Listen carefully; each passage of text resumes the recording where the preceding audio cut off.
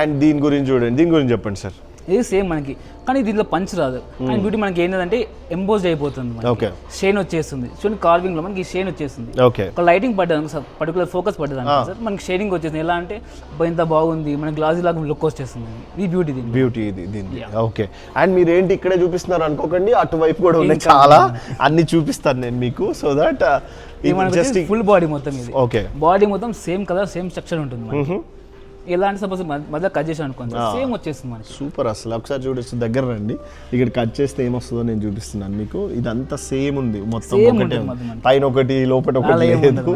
So ఇది and మీకు అక్కడ చూడొచ్చు 10 కలర్స్ 3 సైజెస్ థిక్నెస్ దగ్గర నుంచి డీటెయిల్డ్ గా అన్ని ఉన్నాయి. అండ్ ఫైనల్ గా టైం లేదు కాబట్టి ఇది చూపించేద్దాము. సో ఇది, అండ్ మీకు ఇప్పుడు నెక్స్ట్ మోడల్కి తీసుకెళ్తాను, అవి కూడా అర్థమవుతాయి. సో ఒకసారి యూజువల్గా యూనిస్పేస్ని చూస్తున్నారనుకోండి, చాలా పెద్దది. అండ్ ఇప్పుడు ఇటు పక్కకు వస్తే స్పెక్ట్రమ్ ఆఫ్ కలర్స్ యూనిస్పేస్ అని ఉంది కదా. సో వీటి గురించి సార్ చెప్తారు మనకి. సార్ ఒకసారి వీటి గురించి చెప్పండి.